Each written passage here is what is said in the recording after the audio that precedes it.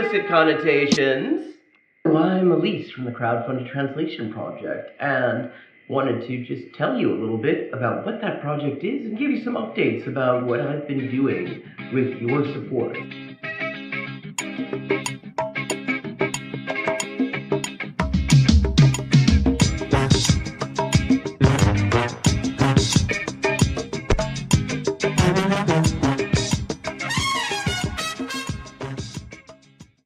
The Inessa Armand project.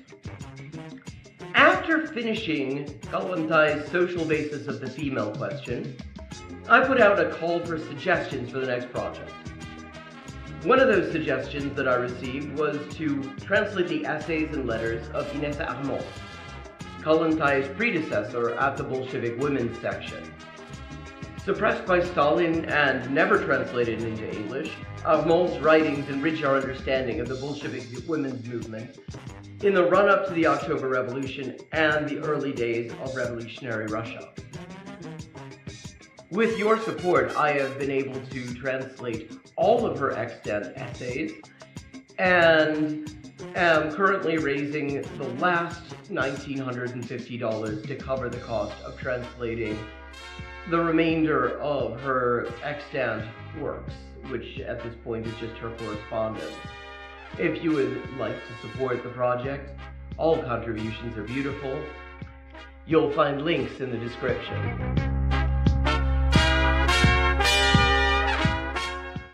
The Punto Final project is a project that is really just at its inception. Punto Final, for those unfamiliar with it, i.e. likely most of the people watching this right now, was a magazine edited by Manuel Caviese Donoso that ran from 1965 to the eve of the 1973 CIA-backed coup in Chile, and then from 1989 to 2018, publishing a grand total of 894 issues. In addition to being a platform for theoretical and ideological debate, they were also a source of excellent political journalism. Their real-time analysis of political developments in Chile, the rise of the Unidad Popular, the looming coup, and the limits of electoralism has aged extremely well, and is well worth reading for anyone interested in the period. The Indian left is sort of in a media bubble, and the Anglosphere left really doesn't do a great job of breaking that bubble and really building connections there. So the discussion that you hear in English about Chile, even in supposed left outlets, such as Jacobin, often has little or nothing to do with the state of discussion amongst comrades in Chile. So this is part of my attempts to contribute to sort of breaking down that bubble and fostering some understanding of the thought amongst revolutionaries in Chile, both historically and currently. I have so far translated 7 articles, including a long read on electoralism versus armed struggle called Chile, the Ballad or the Bullet by Punto Final editor Manuel Caviese, and currently am working on various pieces of political analysis from the eve of the electoral campaign that would bring Salvador Allende to power, or at least to government. These include discussions of electoral versus revolutionary strategy and how and to what extent these things can coexist, discussions of US imperialist interference in Chilean politics,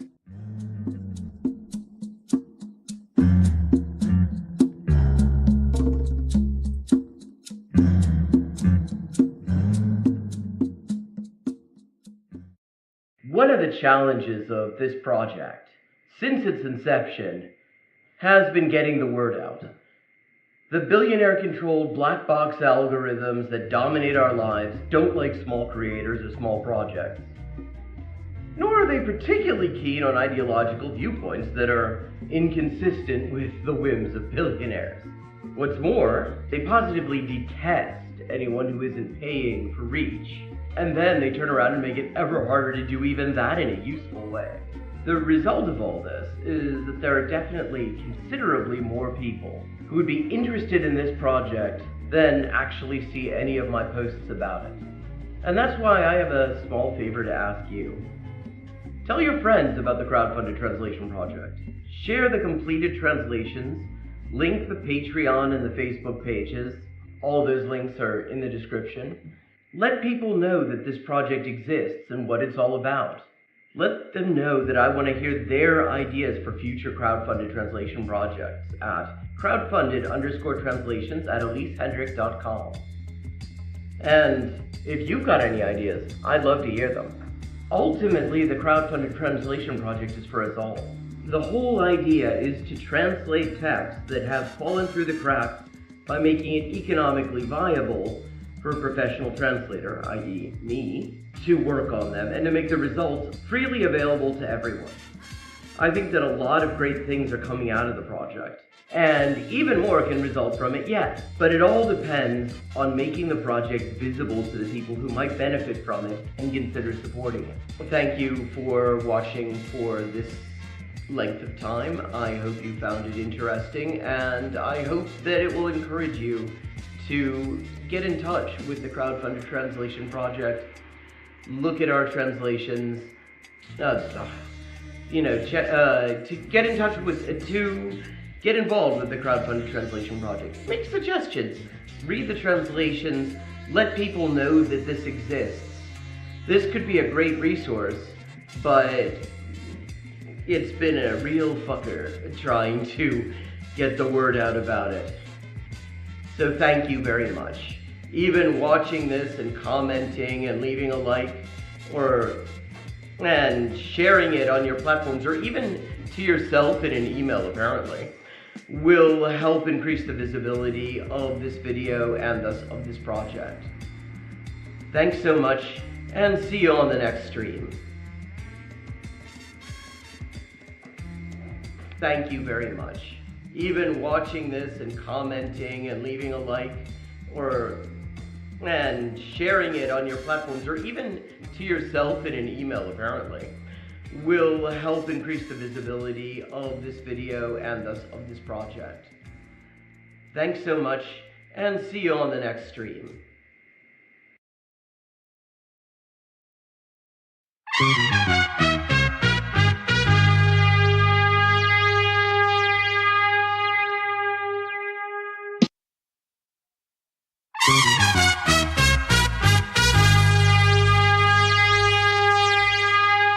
Hey.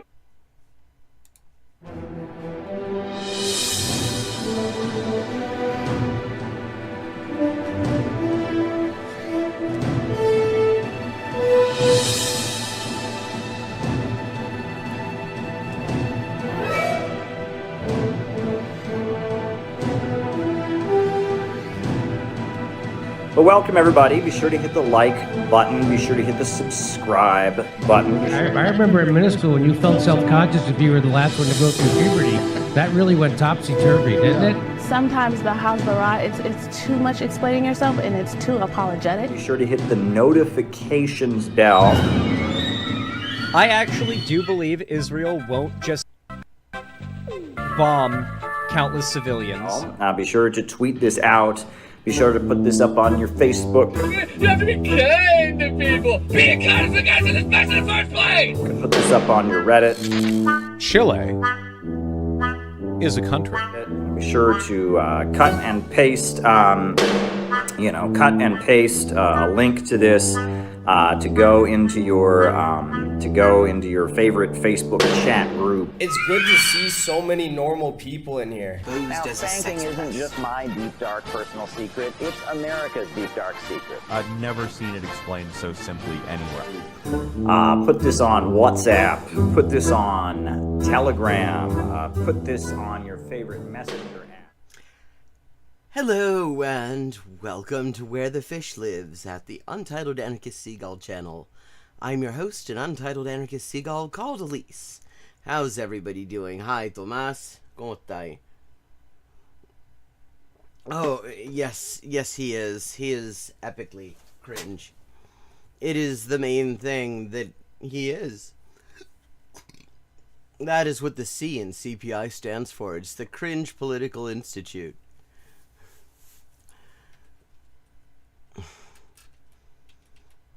So, yesterday we were looking at we started to look at Megyn Kelly talking about woke 1.0 and AOC, Alejandra Ocasio-Carton.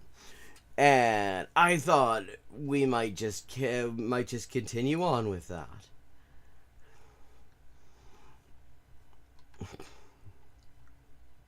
Oh, where is it? Here we go.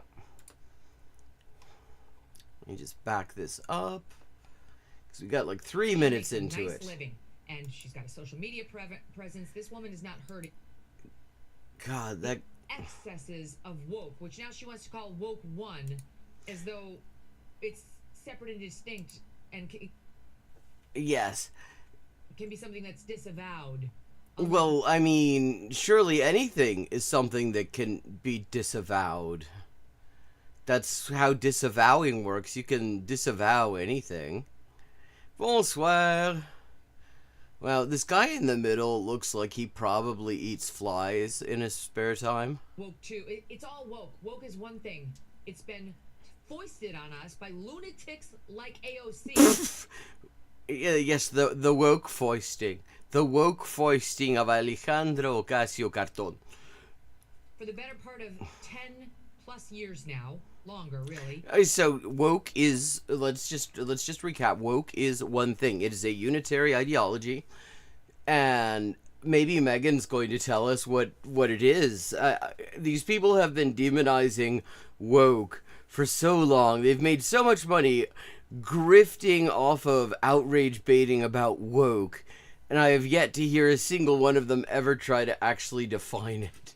And listen to her trying to dismiss it because they're talking about this Francesca Wong or Hong. It's such a hard name. I mean, it's got a whole syllable, and in Wisconsin, the nutcase who wanted to cancel Thanksgiving because it's I don't know. You know, you clearly do, though. You just realized how much that it would not actually serve you to point it out because it's just obviously valid. Whatever it is, colonialist settlement, we shouldn't be celebrating it. I can't keep up with their nutcases, but listen to this. As I'm sure you've seen, I mean, she's, the Thanksgiving dust up. She says she doesn't, still believe that, but, And, see, this is a thing that is always worth paying attention to. Because the thing about people who are fake, people who are de cartón in the political space, people who will assert some sort of claim to be some kind of political leader, the ones who are sincere and for real, regardless of whether their chosen approach is necessarily going to be an effective one, you can be sincere and have a bad idea of how to go about it. The people who are sincere and the people who are completely full of shit will both tell you that they're for real. You can't actually base it on that. You have to have these sort of second order tests. And one of them you can look at is, who are they willing to alienate and who they feel a need to be on good terms with. And another one is, how quickly are they willing to just sort of cast off a belief that previously they claimed was sincerely held, and in many cases quite valid. And just saying, that she no longer believes that it's wrong to celebrate a genocidal holiday is really just not a great look. It does not speak very highly of how for real she is. Parece de cartón la weona. The abolished prisons, abolished police, which is also positions that have been taken by a lot of the progressive candidates who have won. Mm-hmm. How do you get around that? Yeah. I mean, there's another thing. Like, why do you want to get around it? If you actually think that it's the right thing, if it is something that you genuinely stand for, then maybe you don't necessarily want to be making the case for that specific thing all the time, but you don't want to, it isn't something to get around, it is something valid and that you will advocate for in the moments when you want to talk about it. Like, the fact that she doesn't immediately say, well, wait a second, What do you mean get around it? These are entirely valid points. It just tells you a lot about her. Positions that are supported by... Right. I mean, I think that my understanding is that that Francesca Hong has made clear her present stances to her electorate. Yeah, she's moved away from a lot Right, of that. she's moved away from it. And I have a local city councilman that has this saying, woke one was crazy.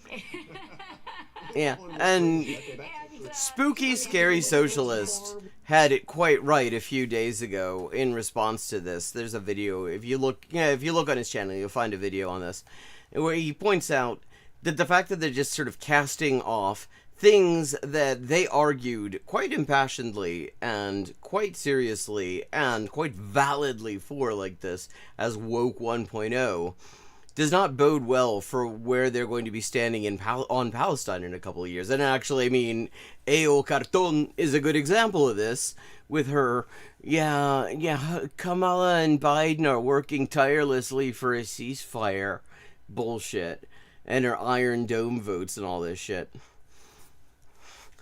She trades in optics, and she doesn't even seem to be very good at that. With some of those positions, I mean, you briefly supported the idea of defunding the police. I think that during this time and during... Let's just remember, she's from New York. The NYPD has more funding than most national armies. For one fucking city. If there's any police department they could do for some defunding, if there's any department in the world where somebody who was wavering on this idea could see some point in it, because it is just it is a fucking black hole swallowing up money that is desperately needed for other things, it would be the NY fucking PD. During COVID, there was a huge opening of the Overton window, and okay, now there is a cut, and I don't want to... I had not remembered this jump cut from when I saw this part. We were looking at the first couple of minutes last night, and maybe during that jump cut she actually said something about it, but I just find it really telling that what she goes to is, oh, it was COVID, and no mention of George Floyd, no mention of Breonna Taylor, no mention of the uprising against police terror. Just, oh, there was a pandemic, which there still is, it's worth noting. So if her reason for supporting these things in 2020 is the pandemic, well, that reason is still operative. But not even mentioning that the reason that stuff ended up having to be acknowledged by the mainstream, it's been long discussed outside of the mainstream and unacknowledged, was precisely that there was this uprising against fucking racist police terror. That the doors were really open in trying to entertain any and every policy that was going to get us to a better place. Like, what the fuck does that mean? This guy, he looks like a fucking glands in a little shirt. Oh my god. Okay. She's so shocked. I mean, she chose this clip. This isn't the first time she's seen this fucking clip. And she's gonna pretend to be shocked. And Jonathan Carell, what a fool.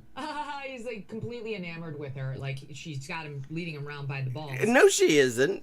I mean, I'm not saying that this is intentional on his part, or that she is aware of it on her part, but with every single question that he asks, he discredits her further. He shows how just completely fake she is, how completely insincere all of this is, and why anyone who is serious about any of the things that she got elected to advance and has now just completely discarded should beware. Which disappeared during that segment. This is her, June 2020, on X. Defunding police means defunding police. It does not mean budget tricks or funny math. Damn right. Here she goes on, September 2020, during a House hearing. Far too much of the discussion around the issue of white supremacist infiltration of policing focuses on whether the problem exists at all. Yeah, I mean, and again, she's absolutely fucking right here. This is not a controversial statement. This is a statement that is, in fact, reflecting an opinion held by the fucking FBI. The people in the FBI whose entire job is to keep an eye on white supremacist paramilitary groups actually issued internal advisories back in 2006 saying that you should not share any FBI intelligence on the far right with local law enforcement because they're so fully connected with the far right. Like, we've had that in the public domain because it got leaked since, I think, 2006, maybe a little bit later than that, but it is well established. The people who the government pays to do this, and who probably are more likely to give cops the benefit of the doubt than most people who study this, say that you can't trust them with any information on Nazis at all because they're all completely fashed up. So she's just pointing out a fact here. And we have known for generations that it is not a question about whether this problem is an issue. Yeah, absolutely. Like, she's just stating facts. It is a matter of how we have allowed it to sustain for so long. She wants to abolish ICE. She wants to abolish... Well, no, she said before she won her first primary that she wanted to abolish ICE. After she won her first primary, she clarified that what she meant is she wanted to rebrand ICE. So she's been absolutely worthless on that shit. And if these people, if the reason they're, like, supposedly freaking out is that they think that maybe she's for real about some of this stuff, then they should breathe easy, because she clearly was not serious about abolishing ICE. She didn't do shit about that. She's been in Congress for years now, and she has not done anything about that. Abolish DHS. She wants to... Good. That it should be. And children. There are... She wants to trans children. Yeah, that's right. In the fascist sphere, that's a verb. Plenty of comments about that. I like the idea that she personally wants to trans children. Like, she just wants to walk around handing out fucking blocker prescriptions. Why is he just, like, he's so fucking enamored with something that's going on? She makes a nice list. Does anyone know who he is, incidentally? And she's got a social media presence. Well, as opposed to Megyn Kelly is, of course, very salt of the earth. Totally proletarian Megyn Kelly. Is not hurting for paychecks, as evidenced by her newfound love of fertility treatments to freeze her eggs. Which just 6 years ago she was saying she didn't think she could afford. Now she's doing these. Well, yeah, I mean, it turns out that in a country where you have to pay your fucking healthcare a la carte, that having the kind of money that a job in Congress and good political connections can afford you does open up possibilities you didn't have previously. Estimated $20,000 treatment for kicks, because she could just have a baby the old-fashioned way. She's with a guy.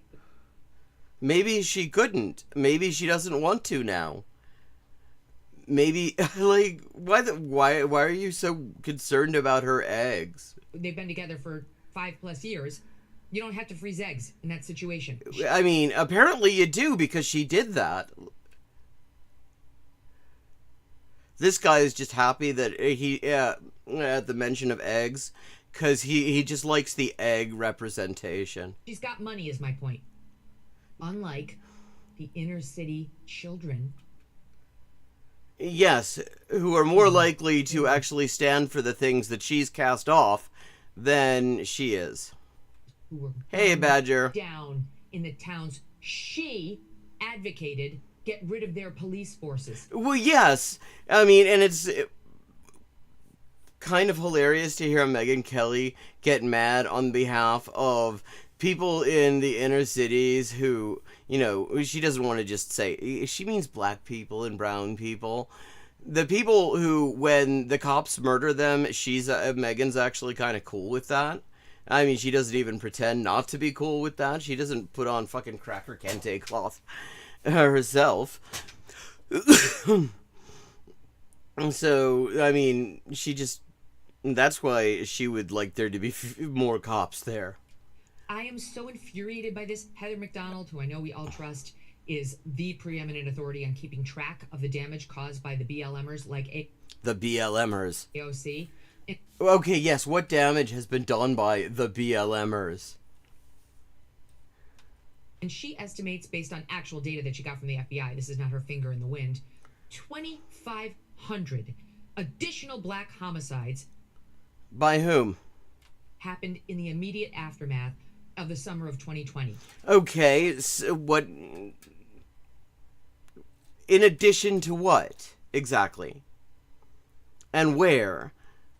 As a result of the bastardization of the police around America. I mean, they didn't need to be bastardized. They were bastards to begin with. Hence ACAB, actually. Thanks to people like AOC. Okay, so... Based on completely unspecified statistics, they're saying that there are 25,000 black homicides. Whether that means by, and of, nobody fucking knows. She's not telling us. But apparently it is because of the bastardization of the police. I mean, and I have to say, yes, the police are bastards. And yes, they actually did go on a major killing spree in the subsequent years. They have been breaking their records for the number of black people they've murdered. That is very true. But I don't think you can blame that on the BLMers. 2,500. This is to say... Wait, she's... Okay, now it's 25... Wait, okay, did I mishear? I thought she just said 25,000. Who were killed, who were unlike the inner city towns. She, at McDonald, who I know we all trust, is the preeminent authority on keeping track of the damage caused by the BLMers like AOC. And she estimates based on actual data that she got from the FBI. Oh, wait, okay. She estimates based on actual data that she got from the FBI. So this isn't FBI figures here. This is whoever the fuck Heather McDonald is. I mean, she sounds like a wonderful person because she's dedicated to studying the damage done by the BLMers. She estimates based on actual data. This is not her finger in the wind. 2,500. No, okay, I misheard. 2,500. Okay. But, okay, so she estimates. This is her figure in the wind. Because it isn't FBI figures. It's her estimate. Of 2020. As a result based of on the what? bastardization of the police around America, thanks to people like AOC. Well, okay, now that we've decided it's 2,500, that is an interesting figure. Because the figure, like more than... In any given year in the past, in the past 6 years, over 1,000 black people have been murdered by cops specifically. So just each year, on average, half of that number are killed by cops. 2,500. This is to say nothing of what happened to Asians and whites and Indians and so on. According to Heather McDonald. This is just blacks. Who Heather McDonald clearly cares about, which is why she's decided to demonize Black Lives Matter. Black Lives Matter to Heather McDonald so much that she's dedicated her life to blaming people who oppose murdering black people for black people getting killed. 500 of them killed in the immediate aftermath of summer of 2020. Thanks. I mean, the thing is, the FBI's statistics, at the very least, are based on something. You can you have to understand the assumptions they're working on and the interpretations they're working on. But if you know those things, there is something that you can work with there. Heather McDonald, on the other hand, apparently could not get what she needed out of any kind of official statistics, so she's just estimating. Based on what? Nobody fucking knows. To her insanity. I'm just going to give you a couple of names, okay? Don McNeil, 11-year-old boy. So, oh, wow. Suddenly they're saying their names. Suddenly Megan Kelly wants to say their names. He was shot by a bullet on July 4th, 2020 in The bullet shot him? Southeast Washington, D.C. as he returned to an anti-violence cookout organized by his mother. Legend Taliaferro, 4-year-old boy, shot in June 2020. His killing in late June actually inspired... Like, this is so fucking... This is just... Like, she doesn't give a shit about these people. She doesn't give a shit about these kids. What the fuck is this? We're supposed to pretend that she thinks that this is a bad thing? That she had to have these names looked up. Okay. That is... They came on the show before we had audio. It was July of 2021. July of 1 year and 1 month post George Floyd, post AOC. Okay, so Megyn Kelly will at least acknowledge the murder of George Floyd. Push to defund the police, which never happened. Like, it was never AOC's push. Let's be honest. The reason that AOC, the reason that, you know, mainstream media outlets even acknowledged that there was a movement to defund the police and to abolish the police was precisely that there was a massive militant movement for those things. And they couldn't just not acknowledge it. They had to give the well-heeled liberals who read them some kind of argument to use against those things. Which they did. No, they didn't. They never defunded the police. There's not a single place. Every single place you can, every single fucking jurisdiction in the U.S., the cops are getting more money than they were before 2020. In fact, like, more than they would, even taking into account standard increases and, you know, inflation increases and things like that. The response to the uprising of 2020 was to massively dump additional funding on cops. Biden even scrapped COVID relief money, told cities to take money that had been federally earmarked for COVID relief and just give it to the fucking cops. In city after city, including Minneapolis, where my friends, who I'm just about to show you, lived. In Minneapolis, they defund... Badger, that is one interpretation. She has not said that. She has just said that it's because of the bastardization of the police. And, of course, she is just taking this Heather McDonald's word for it and isn't even saying what Heather McDonald attributes any of this to. Starting January of 2021. This is July of 2021. And listen to what they said. For the listening audience, they happen to be black. Every time I hear somebody do this, especially like right-wing white people like this motherfuckers, I can't help thinking of George Carlin's whole thing on that. In these communities, they were very against defunding cops. And listen here. And we are disproportionately impacted. The 10-year-old LaDavid. Well, I mean, if there's one like representative group, it would be black people who call into Megyn Kelly. Shot in the head, driving with Jinjiri in our neighborhood. He's still struggling for his life. God, she just likes to have like black death porn. He's alive. And this will be a 9-year-old Trinity Addison Smith. I mean, so far I'm not hearing anything about anyone even claiming police were defunded, because police were not defunded, in fact. He was shot while jumping on a trampoline. Just a Shia Allen. And yeah, like, she didn't say anything about anything getting defunded.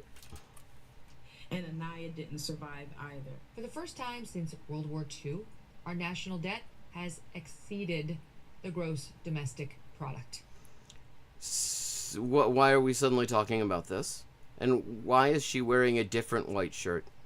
America's reckless government spending keeps catching up with us. Higher inflation, higher prices, higher Hola, Ignacio, ¿cómo estás? Cost of living expenses, and higher interest payments on the national debt. Wait, why are we suddenly talking? This is a total non sequitur. Every dollar Washington spends. She's doing a gold grift. She's doing a gold grift, got it. Ooh, with a fucking Gadsden flag on the back of the fucking birch gold. Birch as in John, I'm sure. Okay, skipping that.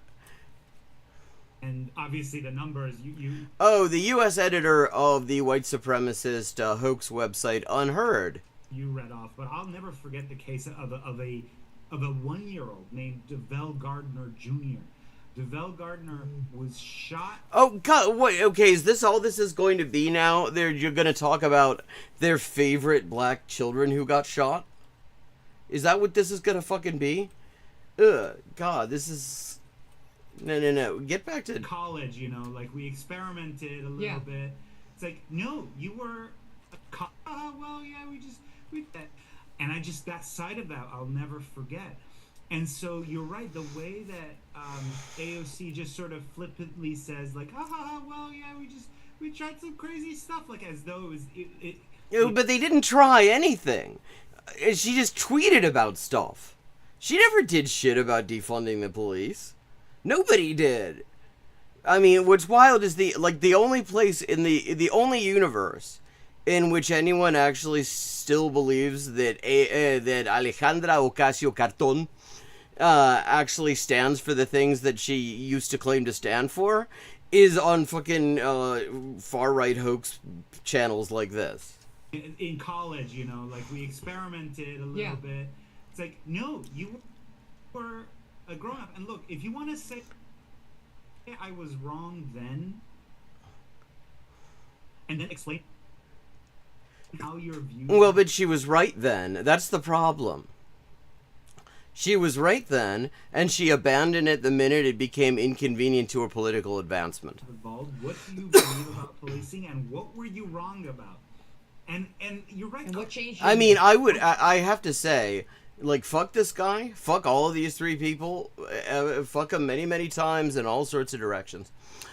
But I would agree that actually some sort of more detailed interrogation of AOC and all the rest of these people who are like trying to just sort of throw away any of the things that people put them in office to do under the guise of woke 1.0.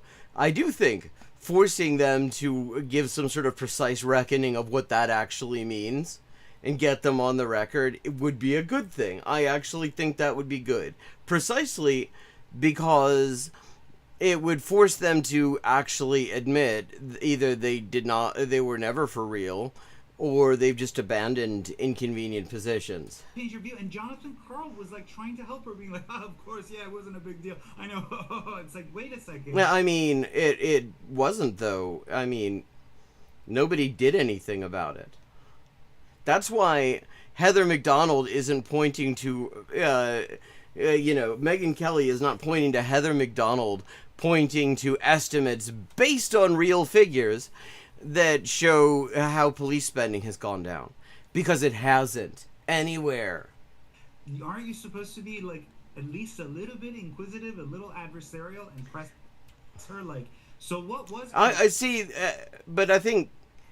This guy, I mean, the thing about the interviewer, in this interview they're commenting on, is that I don't know what his intentions are. I'm not familiar with him. I don't know what his relationship with AOC is, or, where he stands or anything like that. But what he was doing, in itself, as friendly as the atmosphere was completely discrediting her. Crazy about Woke One, and how is it different from whatever has come to succeeded? What have you learned? Yeah, I mean, actually, I will say there should be that sort of reckoning, precisely because it would expose just how fucking fake these motherfuckers are. Nothing like that. He was like sort of chuckling along to help her. I mean, yeah, but he was just helping her get more rope to hang herself with. And is exactly right. In this area of law and order, that this wreaked a great deal of havoc. And later in this, it wreaked havoc. It wreaked havoc. There was perfectly good havoc.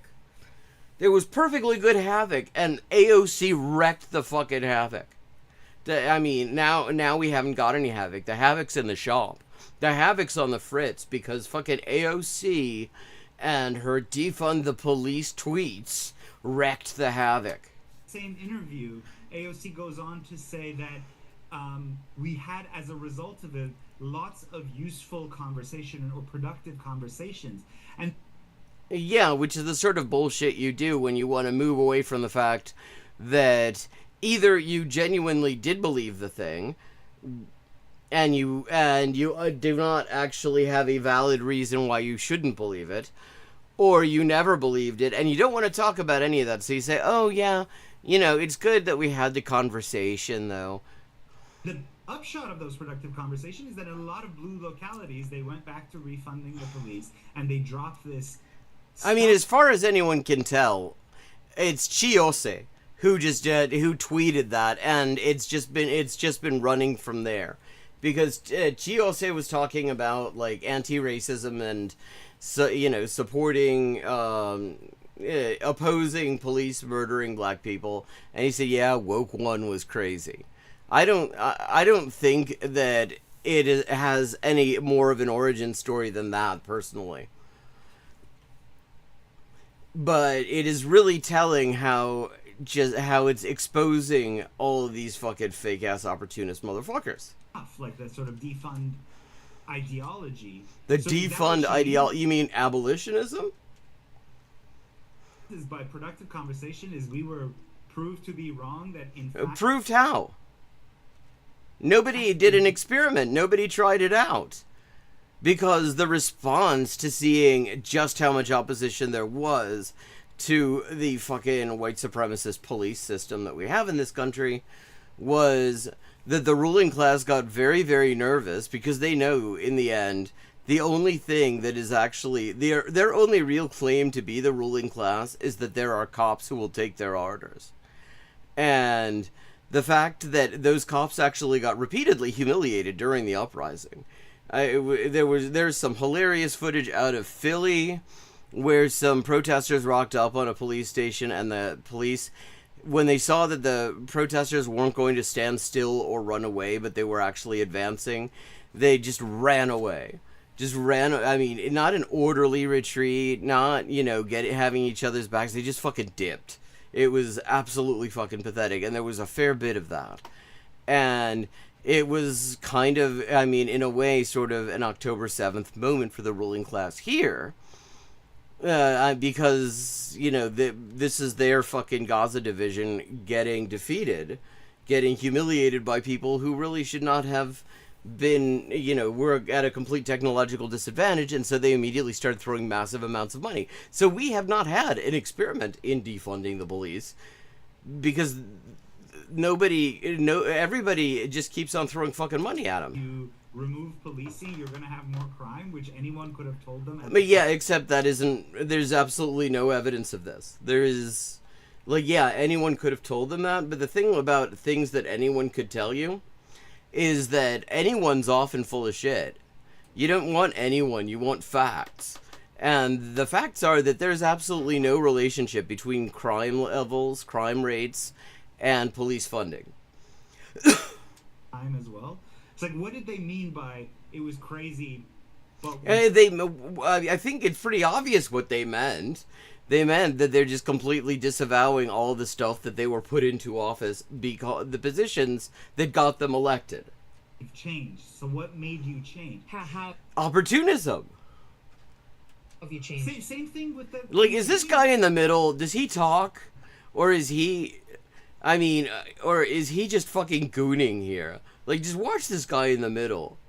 A fucking creepy motherfucker. Lady, she's now Francesca. Such a panderer. Says something like, "It's my favorite holiday." Well, it wasn't. Did she? I mean, if she did, that is absolutely fucking pathetic. Again, just pure opportunistic shit. There was absolutely no need to walk that back. There's no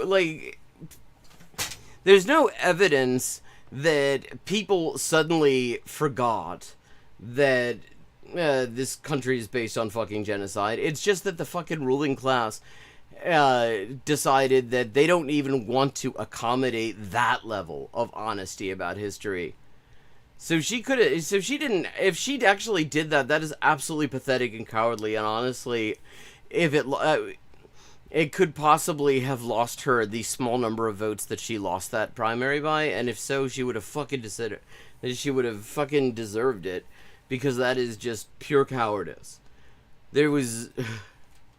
you said it would hurt people, other, people in our communities. They always use these plural. Yeah, because there's more than one community, motherfucker. Communities are hurt by. Look, he said the plural. Thanksgiving, and it's bad, and we should maybe get rid of it. And now it's my favorite holiday again. I mean, okay, this guy's from Unheard, so let me just say I don't believe a fucking word that he says. I don't think that that is a source that you can rely on. So I'm not saying that she said it. I do not believe that she actually said this thing that he's saying she said, based solely on his word. So I'm going to just look this up. Francesca Hong Thanksgiving. What has she actually said about Thanksgiving?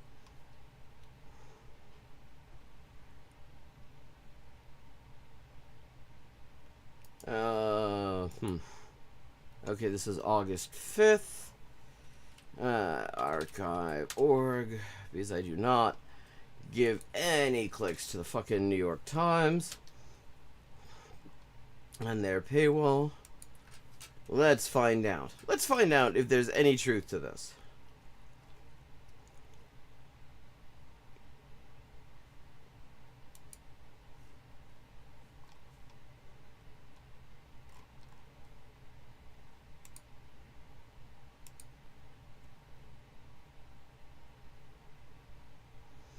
Oh, fucking hell, you've been blocked for the New York Times because we suspect that you're a robot. Okay, fuck the New York Times. How Thanksgiving became political.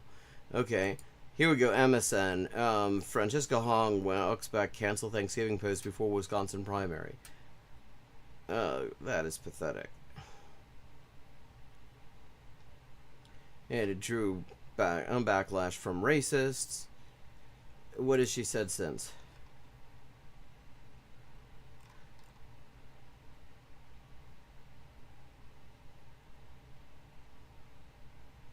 Oh, okay. The critique resurfaced after a CNN interview on August 3rd when Hong left open the possibility of canceling Thanksgiving. Left it open, so that isn't quite the same thing as walking it back. There's no quote here. The exchange gave opponents a simple emotionally charged line to use against a candidate already receiving national attention. In her USA Today interview, the state legislator and professional chef said Thanksgiving is not part of her agenda as governor, adding that cranberry stuffing is among her favorite dishes to make, which is not the same thing as... Okay, so... Let's see. Hong's rivals are doing a racism.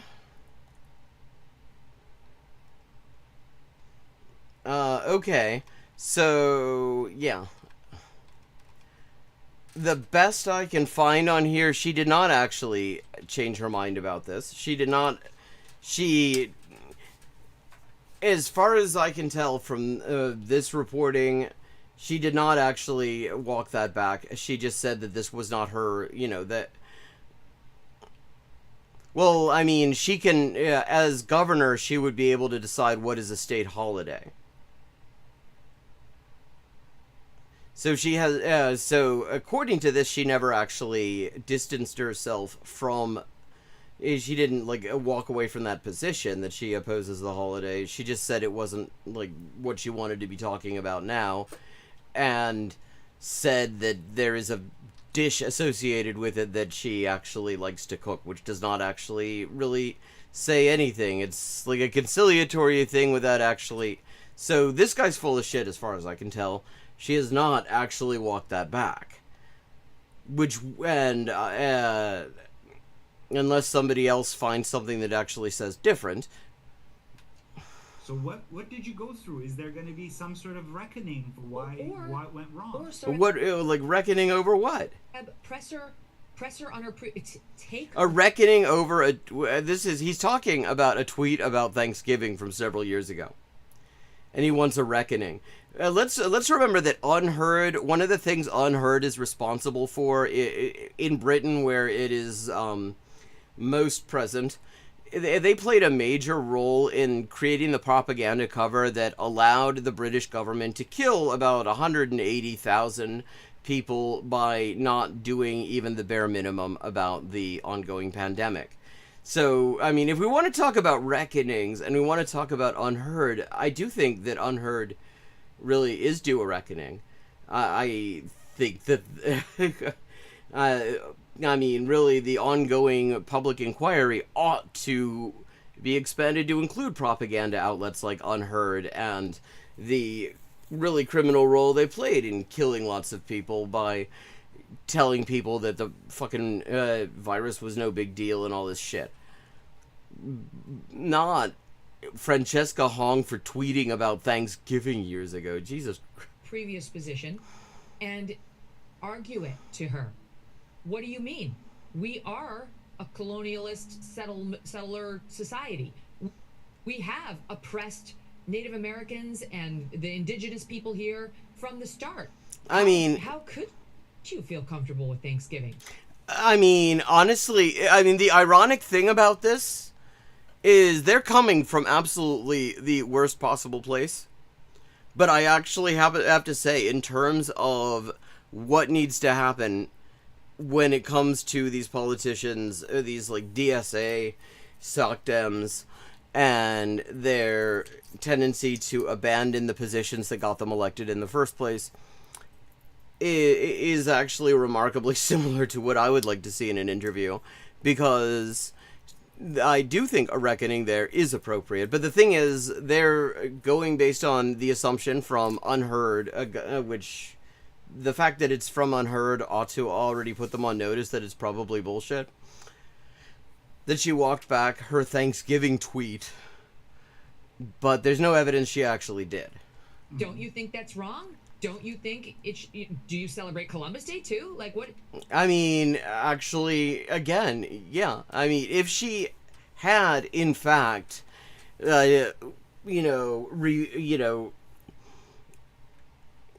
rescinded her previously remarks on Thanksgiving in her tweets from years and years ago, I think that it would be entirely correct to put that to her and put it to her exactly like that, as it happens. Like, Megyn Kelly can fuck off, but she's not wrong here, even though she actually seems to think that she's coming from the position that these people are more for real than anything about their behavior indicates, because they want to scaremonger about them.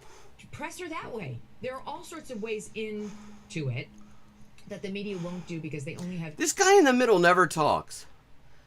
...interest in running cover for these villains. Sean... What villains? She's a villain because she tweeted about Thanksgiving. The standard of villainy on this panel is impressive. Like, the guy here on the right there works for a publication that told people it was a great idea to go around raw dogging an airborne immunodeficiency virus that does brain damage, but the villain is a failed gubernatorial candidate from Wisconsin who once tweeted about Thanksgiving. Push for defunding the cops and demonizing the cops. The cops are demons. She didn't do that. If the cops don't want to be thought of as demons, they could behave less demonically, maybe. Literally got people killed. No, it didn't. Like, she has not provided any evidence at all that fucking AOC's remarks 5 years ago are connected to any of this, because nothing happened. No, the police were never defunded. And in other instances, because she was an equal proponent of cancel culture. And no, she wasn't. Like, nobody is a proponent of cancel culture. That's just some bullshit Nazis made up. It's been a while since we've heard about it, though. Probably. I mean, it's kind of funny to hear the far right talk about cancel culture now, because they used to. It worked at the time, kind of very provisionally. Because they were also doing the whole free speech for Nazis thing.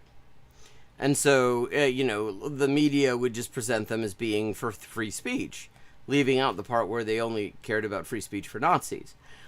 Now they don't even pretend to be for free speech. So bringing up their like bullshit about so-called cancel culture is a little bit much. Show you tweet after tweet and comment after comment where she defended it. Okay, let's hear it. Let's see it. That may not have led to the end of lives, but it certainly ruined plenty of them. Okay, for example, whose lives? Are you talking about Harvey Weinstein, maybe? Ruined. And I'm just going to give you a couple of examples. Oh, good. We're going to get examples. We're going to get examples of the lives that were ruined by AOC supposedly defending cancel culture, whatever the fuck that even is. To me, they're equally as heartbreaking as people I'm sure. who were killed, because they were innocent Americans. Like who? Who didn't do anything wrong or okay, so who? Did something mildly. Oh, okay, so she already realized she couldn't say that. She's like, they didn't do anything wrong. Oh, wait a second. Yeah, the guy I was about to mention, he kind of did. I can't say that. Oh, well, it was mild. Offensive, who had their entire career like who? Them and seriously hurt. For example, the first one that comes to mind is Jody Shaw. She was an administrator at Smith College. She came on this program and talked all about it. Okay, Jody Shaw, Smith College. I don't remember this, but I mean, so she's a white supremacist who goes on Nazi YouTube channels.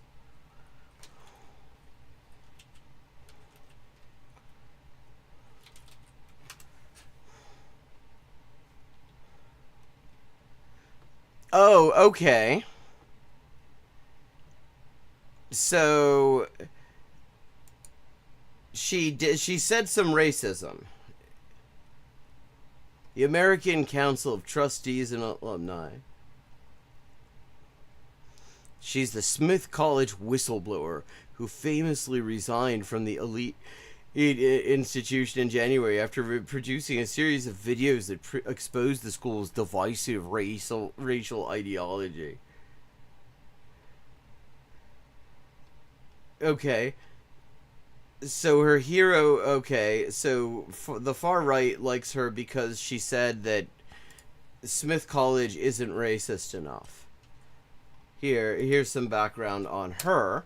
So, okay, so we've got one racist person who is, let's just note that she is like she was the talk of the town on the far right when she did this. It was actually a totally very favorable career move for her. Her life has not been ruined. In a great interview that remains one of my favorites. It was from episode 59, so it was early on.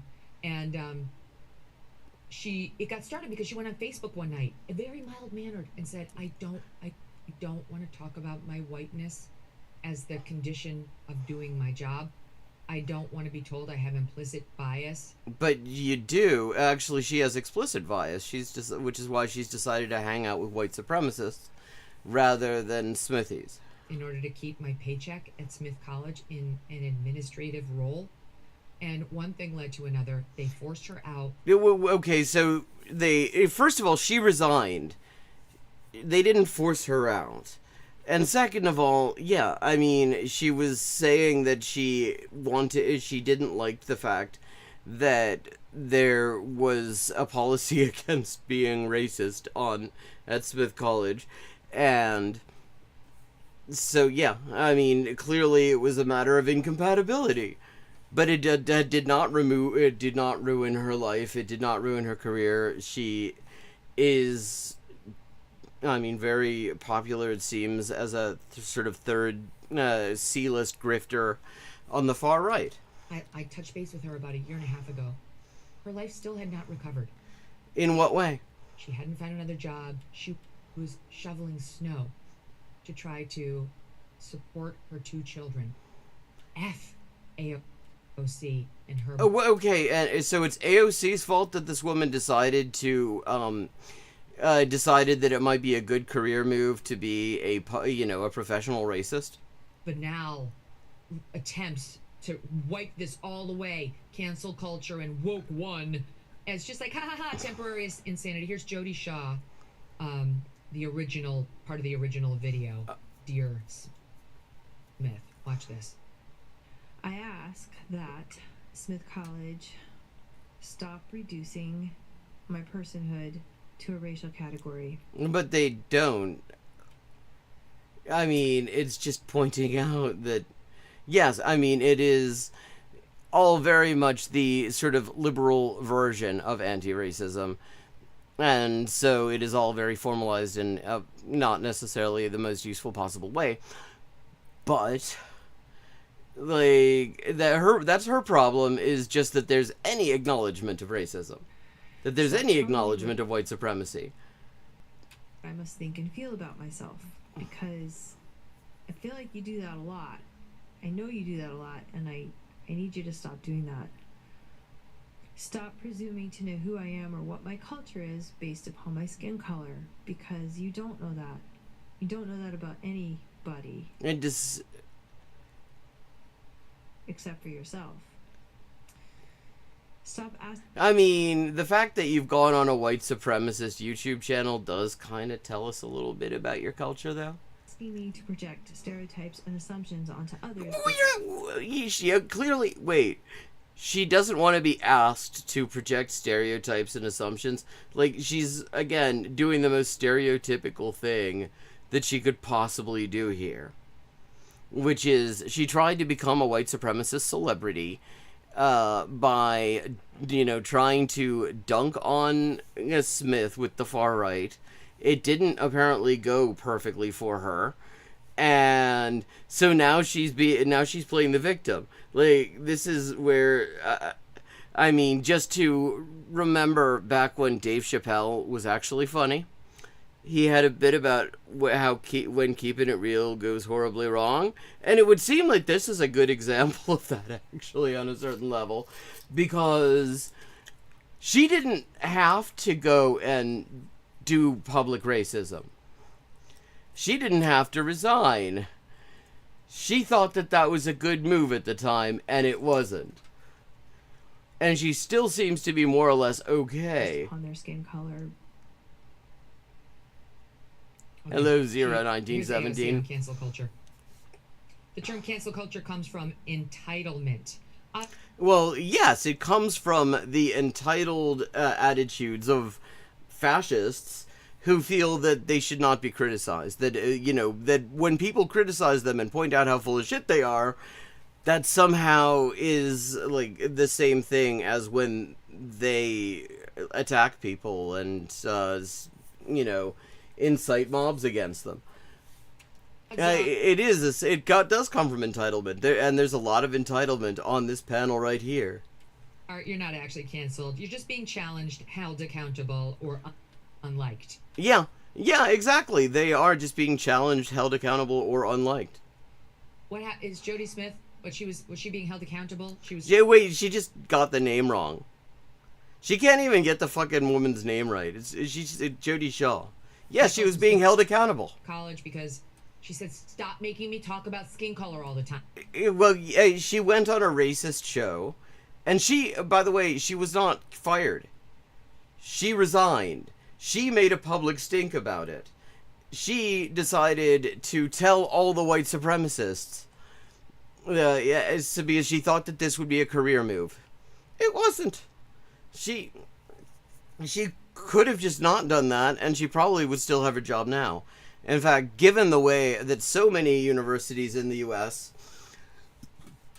have decided to just turn themselves into fucking PragerU, it's really surprising that she hasn't got a deanship or something. And then just one more for you, Sean. We could be here all day. Oh, just one more. There's only been one so far.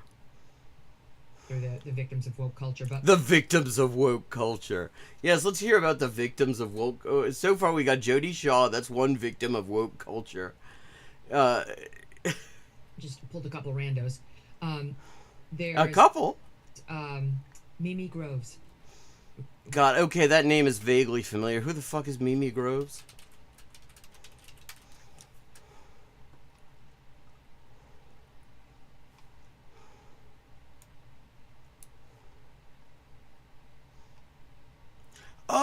Oh, Mimi Groves. She decided to, like, publicly say the N-word a whole lot.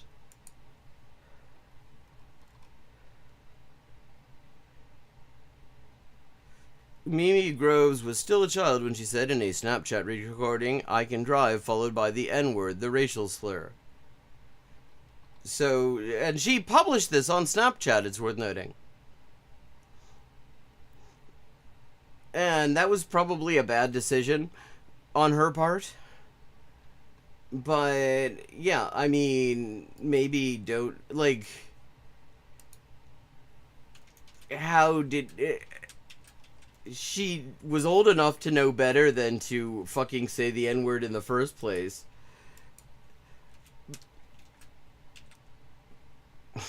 But to say it publicly in a video that you put online? You may remember that name, and you might not know why, but I'll remind you. Yeah, because she said the N-word publicly. Oh, when I tell it to you. She was the young girl who got into the University of Tennessee. Now, I have to say, I'm surprised that the University of Tennessee objected. Hey, River-Rune, how you doing? A cheerleading scholarship. And then some villain at her school forced her to say the N-word and record it and put it up on the internet. Released a 3-second video of her when she was a sophomore in high school getting her. Wait, they forced her, her license, singing "I Can Drive" N-word. I guess there's some song out there that it. Yes, because there's some song, right? Okay. Is or was very popular. But the only reason that was out there is she put it out there.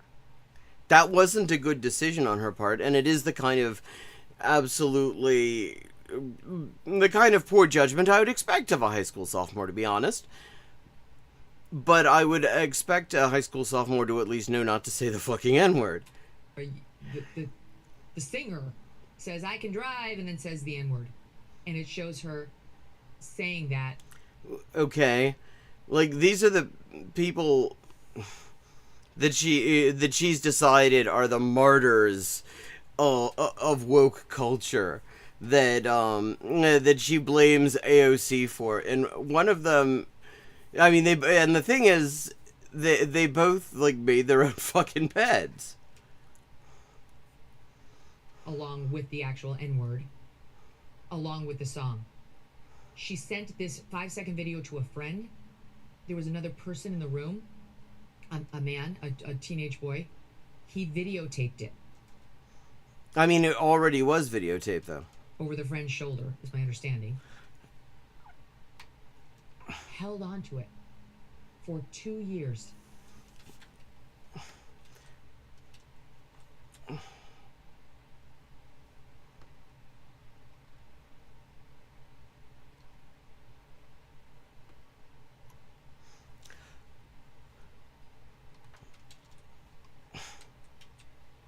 Until Mimi Grove got accepted at the University of Tennessee on a cheerleading scholarship, which is no joke. Those girls and young men are serious. Well, as opposed to like publicly saying the N-word. That's like serious gymnasts. It's not the cheerleading of my day in the 80s. And they yanked it.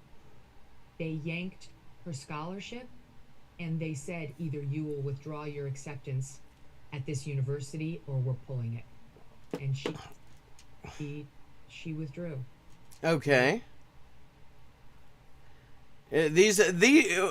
She did not. She chose these examples. She's the one who chose these examples. The build-up, I don't know if, you know, for anyone who was not here for the beginning of the build-up of this, she was talking about how lives ruined, lives ended by cancel culture, which the evil Alejandra Ocasio-Cartón defends. And what we've gotten is one woman tried to start a career as a racist grifter and resigned her day job, and it turned out it was a bad idea. And another one said the N-word and didn't get into her first choice school. Last I heard, she was at a community college somewhere. I can't stand this from AOC. Again,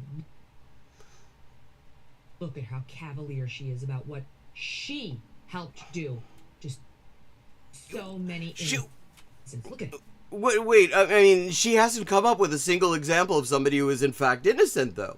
In fact, she herself, when she started this thing out, she was like, all the harm it has done to so many innocent, okay, well, maybe not entirely innocent, but they didn't do anything all that bad people.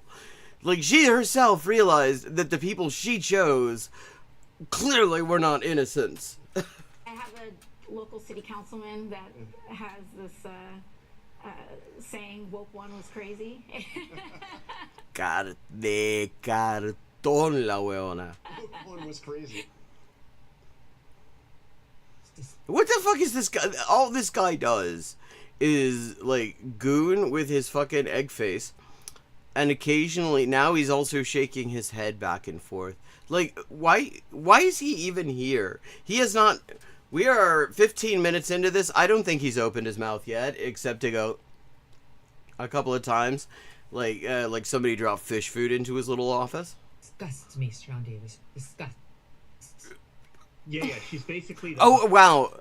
I shamed him into talking. Hot dog meme guy saying we're all trying to figure out who did this. But she's not.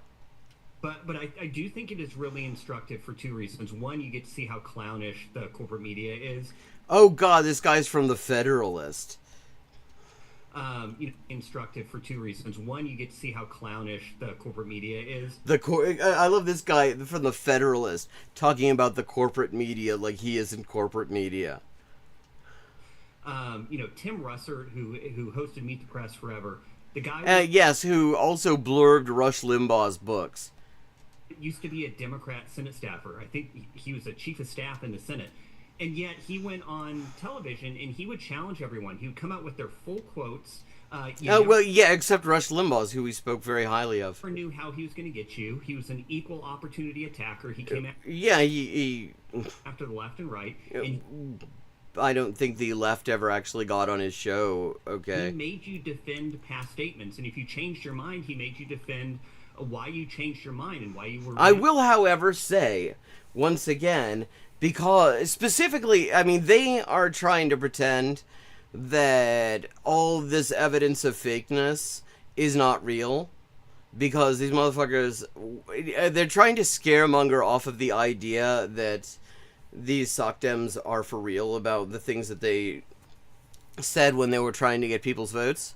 And that they abandoned the minute they won their elections. But I also think that they should be interrogated like this, precisely for the opposite reason. I want them to either admit that this was just pure opportunism and they never actually stood for any of this stuff. Well, yeah, it's the Federalist. There's no journalism going on. It's more far-right griftery. Announcing what you previously said. Instead, we have Jonathan Karl here, who before he even brings it up, explains it for, no, AOC, no, you briefly said we should... and to anyone else in the world looking at this is utterly discrediting of AOC.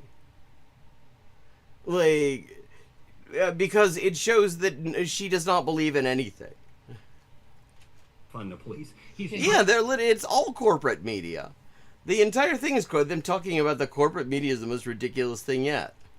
Yeah, he's trying to contextualize it before he even makes her answer to it.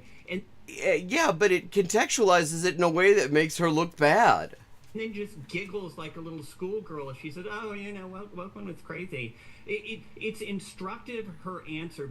Is that a schoolgirl, or is that just your average right-wing guy trying to do a gay guy? Doing a stereotypical impression of how gay people supposedly talk. Because this is how little Bolsheviks, which is what she is. yeah, she's a fucking Bolshevik. Yeah, she is so totally a Bolshevik. Because that's what Bolsheviks did, is they got elected to the Duma. And then they immediately tried to curry favor with the Tsar. This is how they work. Words to them have no fixed meaning. Now, for example, to people for whom words have fixed meaning, Bolshevik means something, and she clearly is not one. by any definition, by any fucking definition, by any like normally accepted definition. She's a fucking, on her best day, she was a social democrat. Now, to us, we say things, we assume that other people know what they mean. Yes, for example, like, innocent people gunned down by cancel culture. And they mean the same thing over time and space. That is not how leftists and Bolsheviks like AOC work. He's decided, he's warmed to his subject. He's just gonna call her, yeah.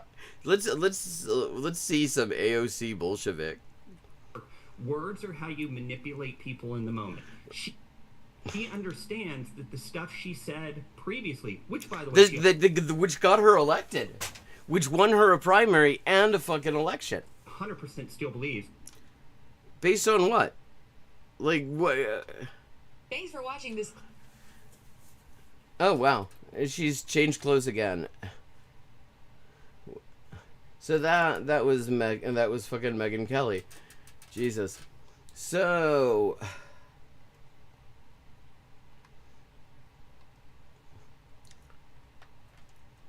And speaking of corporate media bullshit, I think we're gonna have a look at Pac-Man. Slop, not least because I'm just the so final proud frontier of capitalist content creation. Or so we hope. These are the voyages of the starship Peloturo. Its continuing mission to explore the slop mines of David Pac-Man. And probably about I've heard from a bunch of you. David, did you sell out? The Baron of Box. David, why aren't you a socialist? Why aren't you a communist? You can end up with property seizures, capital controls, restrictions on investment. I'm always going to only be upfront with my audience. I must be some kind of right-winger. The idea that Israel would take the time and incur the cost to randomly target 4 civilians doesn't comport with anything we know about how the Israeli military operates. AIPAC or IPAC. I don't even know how it's pronounced. IPAC. As his constant output of meaningless rage bait and terrible takes threatens to engulf the known universe. I'm probably gonna do more fucking Pac-Man shit on here just because I'm so over the moon with how that intro came out.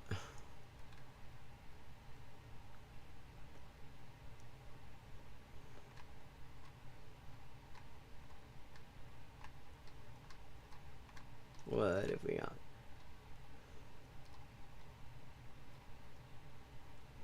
The system failed and propaganda took it over.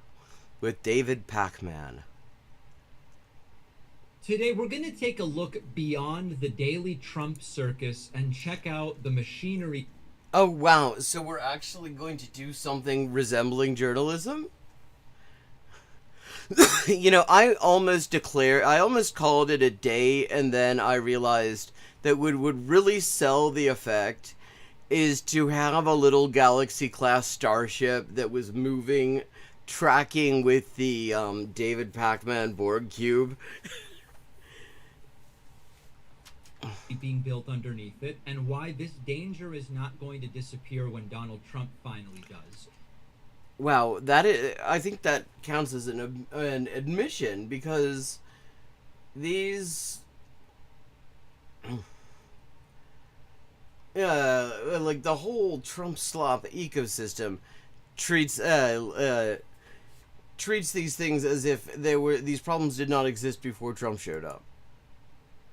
Okay, here we go. I'm going to skip ahead. Trump's Iran war has depleted missile stockpiles. And let's just start out with a little fact check. Because the thing is, missile stockpiles were already depleted. Already back in 2024, the genocide in Palestine had led to the U.S. had sent so many fucking weapons to Israel, which were then immediately dropped roughly as fast as they could be delivered, that they were already talking about supply bottlenecks in late 2024. So, you know, the aggression against Iran has not made it better. The United States is running out of missiles under Donald Trump. Wow, that's terrible. 5 months into the Iran war, and Reuters now reports that the military has Like, even if this were true, but even if actually the genocide in Gaza that he still refuses to acknowledge, and that he has done propaganda for, as we just saw a second ago, even if we ignore that, why is that a bad thing? It's actually good if U.S. imperialism can't do as much and blow as many people up. used virtually all of multiple Good. types of missiles. Good. 2 crucial classes: Good. Attack-MS, Attackams, and precision strike missiles. These Good. are Wait. No, that's PSM. long-range precision weapons that we have. Now, we are not totally... That we have. Like, because you and I, if we have a need for long-range precision weapons, all we have to do is just, call up NORAD and say, look, could we schedule some time on your launcher? We just got some business we need to take care of. See, there totally are missiles. We can all use them. But we are virtually out of these types of missiles. It's the people's missiles. The United States has also burned through about half of the global Tomahawk supply. I mean, defensive stockpiles are shrinking very quickly. Hey, well, let's note that there's no such thing. These missiles are not defensive. Because the whole point of them is to provide cover for aggressive action. They are air cover without for fucking pilots, without pilots. Donald Trump spent his entire first term saying Barack Obama... The trouble with this particular weapon supply being depleted is it isn't actually... A lot of it isn't easy to come by. Because the resources require access to the Strait of Hormuz, amongst other things. Obama left the military depleted. And he repeatedly told audiences, when I enter office, I am going to fill the cupboards because they are bare, thanks to Barack Obama. And he said generals would come to him and go, sir, we have no ammunition. The military is depleted. I have to rebuild it. That was total BS. Oh, I mean, it was, but it's unfortunate. It would have been nice if it were true. So many people who deserve it so much could breathe so much easier if the U.S. military were actually depleted. Then, Trump used it to justify expanding the military-industrial complex in the defense budget. Because nobody before Trump had ever thought of expanding the fucking military-industrial complex of the defense budget. And let's just remember it was also a bipartisan vote to do exactly that. It always is. Because there's one thing. There are certain things that there's absolutely no disagreement about in Congress, in Washington.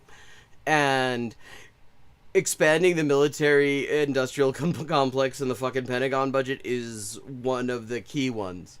That's right up there with the general sort of all-Congress fuck Palestinians caucus. But, as is often the case with Trump, sometimes the projection you see right away. Sometimes you have to wait a few years. Trump, now nearly a decade after making the... Yeah. Am I a sellout? I mean, that particular clip is when he got exposed as taking $8,000 a month from the dark money operation Chorus. ...his claims in 2017, is presiding over something much closer to the crisis he pretended was going on. Because Trump launched the Iran war at the end of February, said it would be 2 to 3 weeks. It's 5 months now. There's no congressional authorization. Yesterday we were watching Pac-Man say that, yeah, he's totally against the war, but not so much as he is against ending the war without victory. And now, the reduced stockpiles of the United States actually could be a problem if we have to respond to a crisis that involves China, or Russia, or North Korea. And the numbers... Like, North Korea has made it very clear they're not going to do shit unless the U.S. starts shit. So maybe the thing is that the U.S. should just not start so much shit. They're nuts. The CSIS estimates we have expended... The Center for Strategic and International Studies, which confusingly enough is also the same abbreviation as Canada's version of the CIA, but except they pronounce it CSIS. 65% of the Patriot interceptors between February and July. And the TAD interceptor stockpile is 38% lower. Good. Then the U.S. will have to be a little bit more careful about attacking other countries for a while. That's not a bad thing. Was before this war. These missiles can't be replaced overnight. Now, let me get back to, do we need as many of these missiles? Because I know some of you are going like, maybe it's good now. Okay. I'm interested whether he actually intends to come back to that. We'll get back to that. But these can't be replaced overnight. They're about $1 million each. Good. They need specialized manufacturing. They can take years to make in significant numbers. So. Yeah, and they require access to the Strait of Hormuz as well in order to get the raw materials. Trump is depleting the cupboards. And his... Again, if that were true, that would be like one good thing he was doing, but the reality is that there were already problems. Like, Ukraine was already having supply problems because the U.S. Was sending all of their spare weapons and a lot of their own stockpile to be dropped on Gaza. The response has been, we still have more munitions than anybody else in the world. Doesn't really answer the underlying situation. Possessing many weapons in general does not replace the specific missiles required for particular types. Yeah, this is actually a reasonable thing, and it's something that more people actually should understand. Because you'll sometimes hear when talking about the dependency of Turkey or Israel on the U.S., they'll be like, but those countries are exporters of weapons. Yes, but weapons aren't equal to weapons. The stuff that they export is not the stuff that they import. The stuff that they could not have the kind of military positioning that they have if they were dependent entirely, if they had to rely entirely on the stuff they can in-house. Of attacks or defenses. Now, the Pentagon says we're trying to manufacture more, and we can still do that, but moving missiles from other regions is just redistributing the shortage.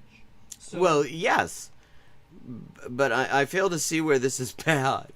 I am against the military-industrial complex. I can tell. I would like the United States to have a smaller global footprint when it comes to the military and bases. What does smaller mean? Like, maybe the U.S. should not have bases in other people's countries at all. Other people don't do that.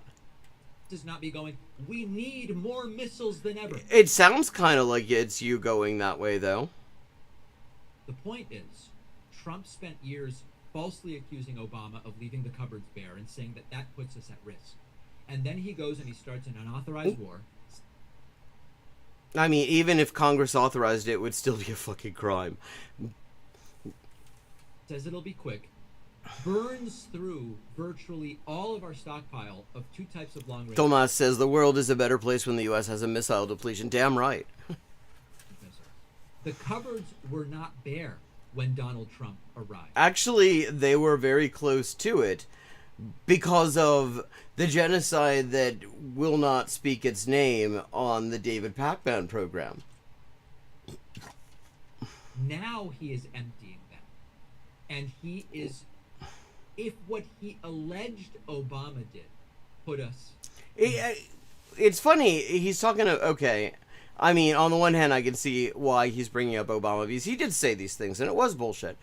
But why aren't we talking about Biden at all? Because the thing is that Biden sent shit tons of fucking missiles and bombs and interceptors and all that shit to Israel to drop on the Palestinians in Gaza. To the extent that Ukraine was complaining about the fact that they could not get the kind of weapons that they were needing because all of it was going to be dropped on Gaza. They were already having shortages in 2024 as a result of all this, or they were like just short of... The specter of shortages had been raised at the very least. Let me put it that way. And Biden doesn't get mentioned at all, because if we mention Biden, you have to kind of talk about Gaza, and he still won't talk about Gaza. Vulnerable position. Then he is now putting us in a far more vulnerable position. And, of course, his defenders just say... Well, maybe the U.S. will have to, like, actually rely on diplomacy then. Maybe maybe what puts the U.S. in a vulnerable position is antagonizing virtually the entire world. And that the U.S. has been doing that since they took over from the British Empire after World War II. Maybe, actually, what puts the U.S. in a vulnerable position is that they just kind of throw their weight around and steal shit from other countries and kill large numbers of people and overthrow other people's governments and generally carry out all sorts of acts of fucking criminal aggression. Yeah, Zira is quite right. Zira is remembering how Begin, was carrying out mass murder in Lebanon back in '82. And Reagan, who was not a squeamish man, I mean, you just look at his record in Central America and you know that, actually described it as a Holocaust and said it needed to end. And within a half hour it had. And then Biden went up to Begin after that and said, if it had been me, I never would have told you to stop. You were right. You shouldn't. He actually said, you shouldn't have to worry about killing women and children when you're doing this. And Begin actually ended up being appalled by this motherfucker. Begin.